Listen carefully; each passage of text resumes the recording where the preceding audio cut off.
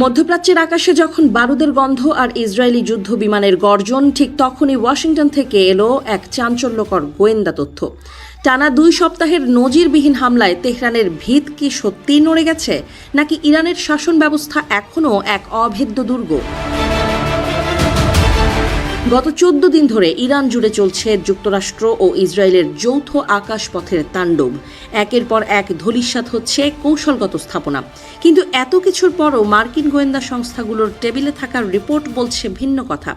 CIA এবং অন্যান্য সংস্থার যৌথ বিশ্লেষণ অনুযায়ী ইরানি নেতৃত্বের তাসের ঘরের মতো ভেঙে পড়ার কোনো লক্ষণ এখনও নেই।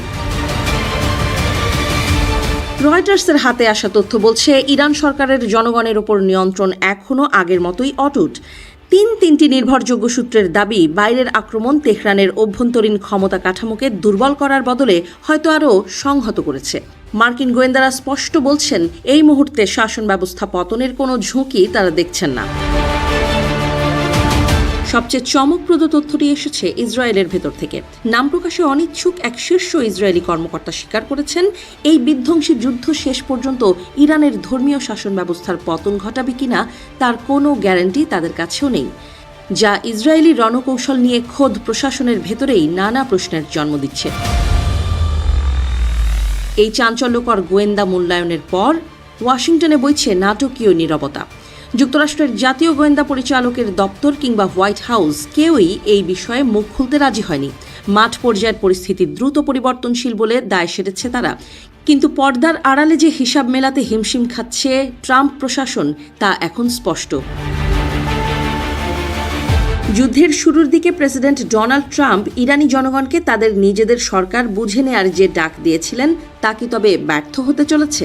যদিও পরে তার সহযোগীরা দাবি করেছিলেন যে রেজিম চেঞ্জ বা সরকার পরিবর্তন তাদের লক্ষ্য নয়, কিন্তু পারমাণবিক স্থাপনা আর শীর্ষ নেতাদের ওপর হামলা সেই দাবিকে বারবার প্রশ্নের মুখে দাঁড় করিয়েছে।